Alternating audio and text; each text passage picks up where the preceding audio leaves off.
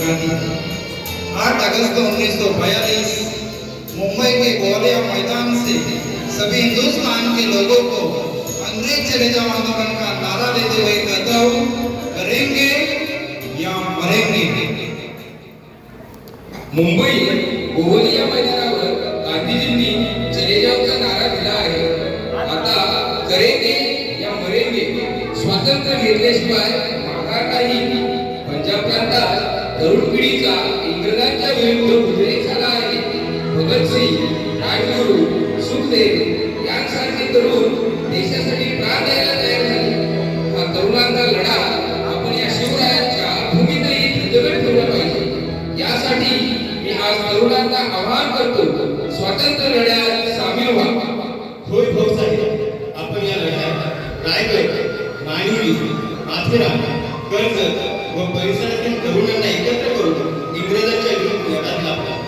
माझे वय 65 वर्ष आहे, तरी आम्ही रक्त संघर्ष या इंग्रजांचा विरोध करण्यासाठी मी या सभेत जाहीर करतो की माझा एकुलता एक मुलगा हिराजी गोमाजी पाटील याला देश सेवेसाठी अर्पण करतो। मी विठ्ठल लक्ष्मण कोतवाल उर्फ हे कोतवाल मुंबईच्या मैदानावरच्या चले जाओ आंदोलनाचा जिवंत साक्षीदार आहे। करेंगे या मरेंगे। मी मुंबईत कायद्याचं शिक्षण घेतलं आहे आणि गांधीजींच्या विचाराने प्रभावित झालो आहे। या विलायती सत्तेचा माग बनवायचा असेल तर तरुणांनो क्रांतिकारी लढा उभारावा लागेल। भगतसिंग, राजगुरू, सुखदेव यांचं बलिदान आपण व्यर्थ जाऊ द्यायचे नाही। आमच्या 65 वर्षाच्या गोमाजी काकांचं रक्त जर अजून सळसळतंय तर आम्ही तरुण काही शंड बनत राहणार का? आज आपल्या समोर जाहीर करतो, मी भाई कोतवाल एक तर स्वर्ग मागील नाहीतर स्वातंत्र्य।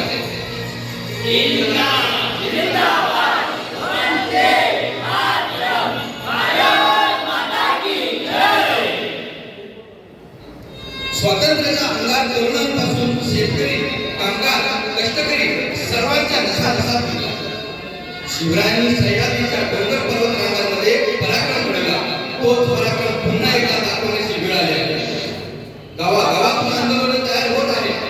यातूनच पुन्हा या कोकण भूमीच्या कुशीत जन्मलेल्या तरुणांचा लढा तयार झाला आणि स्थापना झाली आझाद दस्ता। देशभक्तीने हरवलेले तरुण, कामगार, शेतकरी, कष्टकरी सगळ्यांनी एकत्र जमले आहेत। इंग्रजांच्या विरुद्ध लढा देण्यासाठी आपण सर्वांनी मिळून रणनीती ठरवली पाहिजे। लढायला मरायला तयार झालं पाहिजे। करेंगे या मरेंगे।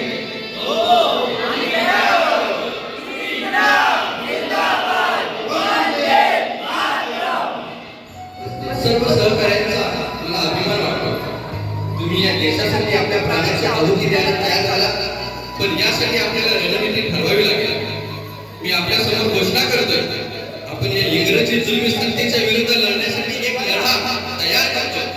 तो लढा या हिंदुस्थानाच्या भूमीत आझाद दस्ता या नावाने पुकारला जाईल। आपला लढा आझाद दस्ता। मी लक्ष्मण सोनाने आझाद दस्त्यात सामील आहे। मी अमन धुरी आजपासून आझाद दस्त्यात सामील आहे। मी इक्या पुतळ्या आजपासून आझाद दस्त्यात सामील। मी गोपाल शेट्टी आझाद दस्त्यात सामील आहे। आझाद दस्ता जिंदाबाद, आझाद दस्ता जिंदाबाद, इन्कलाब जिंदाबाद। कर्जत, माथेरान, मुरबाड, शहापूर, वाडा, रायगड या भूमीत क्रांतीचा अंगार भरपूर उठला पाहिजे। यासाठी आझाद दस्त्याची स्थापना करण्यात आली आहे। पाहता पाहता अनेक तरुण युवा या लढ्यात सामील होत आहेत।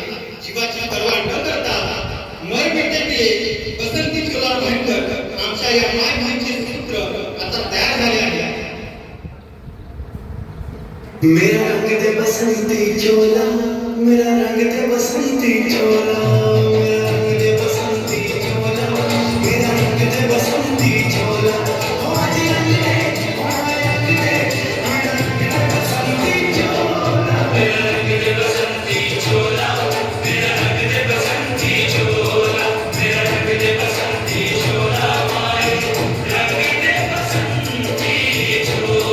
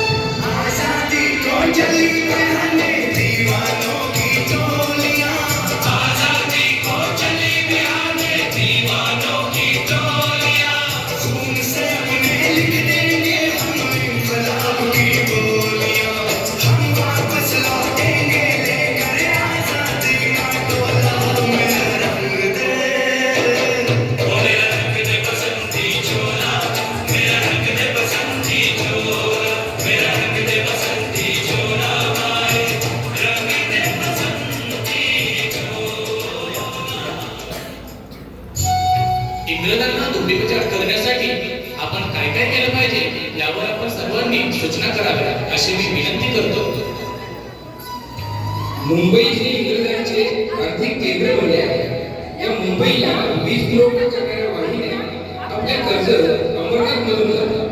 भिवपुरीला पॉवर स्टेशन मध्ये तयार झालेली वीज या टॉवरच्या मदतीने मुंबईला पुरवली जाते. तो टॉवर काढल्यास या गोऱ्यांना चांगलाच धक्का असायचा. होय, या इंग्रजांची मस्ती जिरवायची असेल तर त्यांची दळणवळण व्यवस्था आणि वहन व्यवस्था, रेल्वे, वीज टॉवर उद्ध्वस्त करायला हवे. म्हणजे या इंग्रजांना जमीन धक्का बसेल. यांना धडा शिकवावाच लागेल. चला तर मग या मातृभूमीसाठी लढायला मावळ्यांना तयार करा. प्लॅन ठरला, नियोजन झालं. इंग्रजी सत्तेला धक्का देण्याचा दिवस उजाडला 22 सप्टेंबर 1942.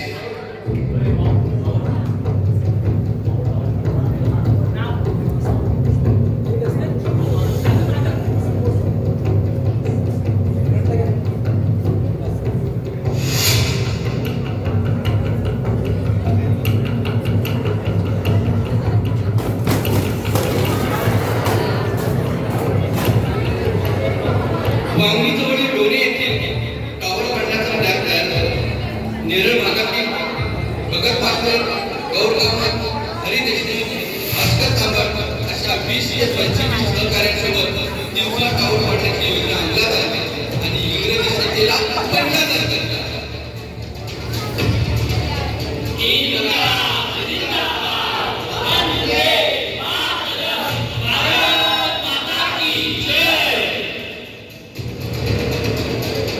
पाहता पाहता गांधीच्या ज्वाला बसून त्याचा भंगार इंग्रजी सत्तेच्या उरावर नाचत होता.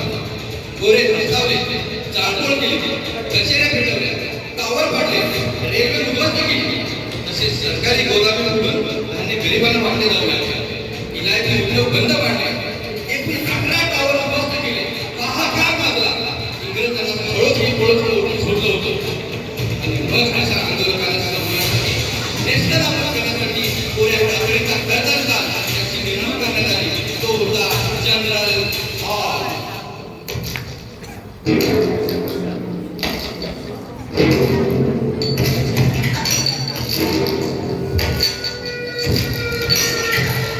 Mr. Stafford, you know, या भाईगोटला आणि इंग्रजी यांनी आपली वाट लावली आहे.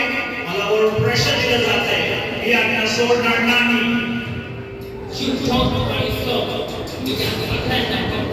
तुमच्या समोर जातो. तुम्ही काळजी करू नका. Yes, sir. हम आपको पकड़ लाएंगे, छोड़ेंगे नहीं. पकड़ो या मार दो, जिंदा या मुर्दा. भाईगोटला ने हमारा जीना हराम कर दिया है. वो कहाँ छुपा है उसका पता नहीं चलता. कोई उनका पता नहीं बताते. कहाँ जंगल में छुपे हैं क्यों आप लोग? Yes, sir. कोई भी उनका पता नहीं होता. सब लोग उनसे मिले हुए हैं. इनाम लगाओ, परिवार वालों को पकड़ो, मारो, कुछ भी करो, लेकिन मुझे भाई का जवाब किसका चाहिए, at any cost. Yes, sir. अख्ख्या महाराष्ट्राला हादरवून सोडणारे अथात रस्त्याचे सहकारी पकडण्यासाठी इंग्रजांनी त्यांचे कुटुंब, मित्र, सहकारी, महिला, लहान मुले यांच्यावर अन्याय, अत्याचार करायला सुरुवात केली. मात्र कुणीही आंदोलकांबाबत माहिती देत नव्हते. भारत मातेच्या रक्षणासाठी लढणारे भूमिपुत्र होते ते. 2500 रुपयाचे बक्षीस लावण्यात आले, पोस्टर लावले, हॉल तर चौकान उठला होता. दिसेल तिथे गोळ्या घालण्याचे आदेश दिले होते त्यांनी. भाई, या हॉल गावाच्या गोऱ्या अधिकाऱ्याने आपल्याला पकडून देण्यासाठी इनाम लावले आहे. दिसेल तिथे गोळ्या मारण्याचे आदेश दिले आहेत. आपल्या जीवाला धोका आहे. आपल्याला या सिद्ध करायच्या जागा भूमीवर गावूनच करणार आहे. त्याशिवाय पर्याय नाही. काय असतं तुमचा जीव आमच्यासाठी महत्त्वाचा आहे. या जगाला तडून असल्याशिवाय पर्याय नाही. अरे काही लोकांना त्याच दिवशी मिळाला होता. त्या दिवशी आपण आमदार संतांची स्थापना केली होती. आणि गोवा स्वतःच्या जीवासाठी जगणारा नाही तर या भारत शिवरायांचा मावळा आहे. कधीही कावा करून कधी कोतवाल इंग्रजांना जेरी आणल्याशिवाय गप्प बसणार नाही. एक तर स्वर्ग पाहिजे नाही तर स्वातंत्र्य. अण्णा, आम्ही शेवटच्या क्षणापर्यंत तुमचं सोबत आहोत. आम्हाला कोण भेटेल? पण तुमचा जीव भारत मातेसाठी गोळा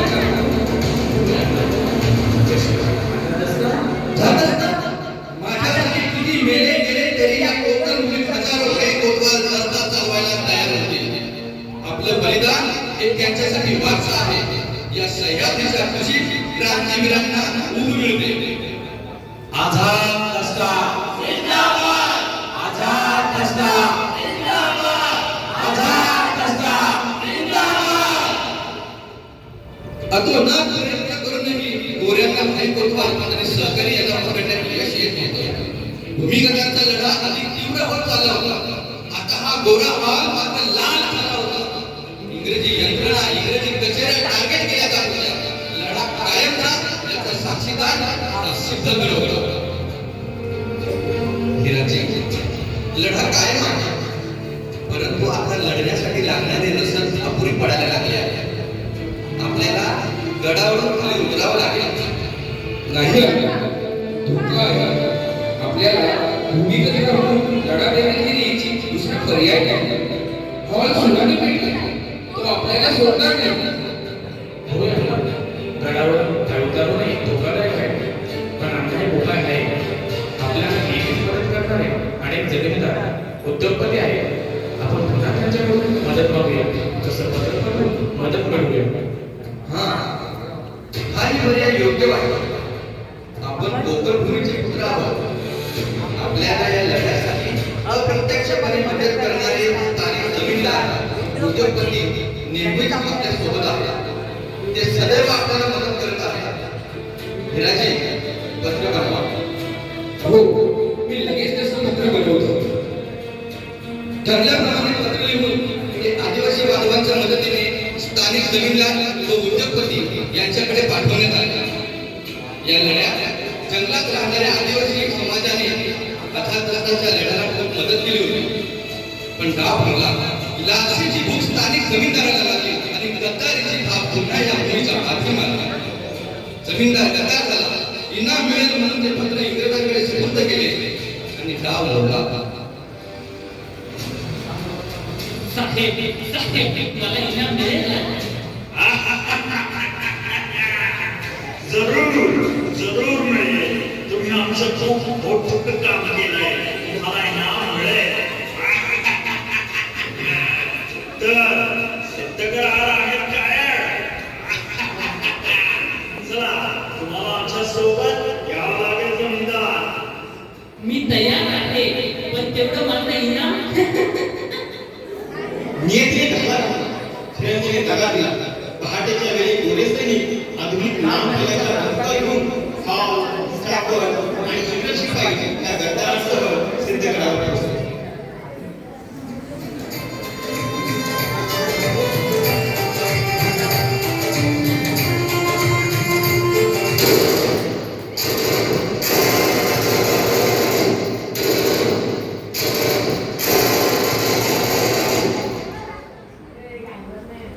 तर तू गद्दार झालास आणि मातीला जागायचं सोडून नुसतं मोठीला जातास. या गोऱ्यांना कुठून झालास? अरे बघ हा गोपाजी काकांचा एकुलता एक मुलगा हिराजी भारतासाठी लढला, शहीद झाला आणि तू लक्षात झालास. छी, धूप. तुझ्यासारख्या गद्दारांमुळे भारत मातेला स्वातंत्र्य मिळाले आणि या गोऱ्यांना मार पडला. तुम्ही विकले जाता. देश गुलाम करून राहिले. बेईमान, या देशाला लागलेली कीड आहेस तू. काय साध्य केलंस?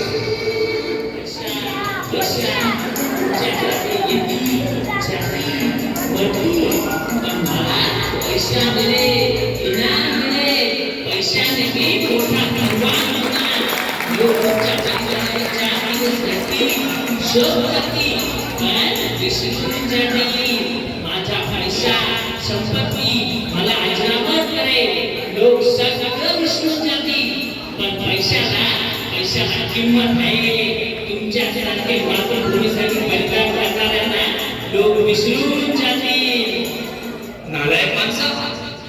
तुमच्यासारखे गद्दार पैशांसाठी जगतात, आमच्यासारखे भारत मातेचे पुत्र देशासाठी मरतात.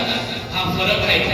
हे बघ, हे रक्त ज्याची किंमत पैशाने मोजता येणार नाही, हा भारत मातेसाठी केलेल्या रक्ताचा अभिषेक आहे. गद्दारा, तुला काय कळणार आहे रक्ताची किंमत? माय बहीण ही आमच्या संपत्ती आहे. ती वाचवण्यासाठी हजारो हे कोतवाल जीव द्यायला तयार आहे. अशा नालायक बिलबील सत्तेची लाचारी करण्यापेक्षा देशासाठी आनंदात करायला मी तयार आहे. Stupid! मला लाचार म्हणतोस? तुझ्यासारखे कित्येक मी या मातीत काढले. होय, पण याच गाडलेल्या मातीची पुन्हा देशभक्तीचा अंकी फुटून तुमच्या घोडावर नाचायला एक भाई कोतवाल तयार आहे. तुम्हाला उकळून टाकल्याशिवाय राहणार नाही. कळलं का रे कोरे तुला?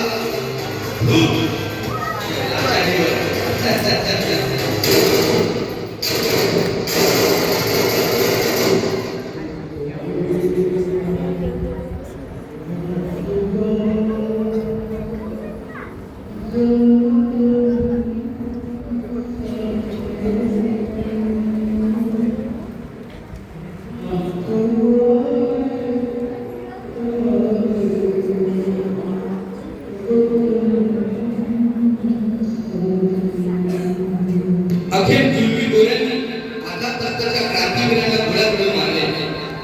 भारत मातेच्या रक्षणासाठी हे वीर शहीद झाले आणि सिद्धगडावर सभीकरणाचा लढा झाला. आजही या गडावर क्रांतीवीरांच्या शौर्याचा आवाज सैन्याच्या खुशीत गुंजतोय. अखेर या वीरांच्या बुद्धीने सिद्धगड सिद्ध झाला. सिद्धगड सिद्ध झाला.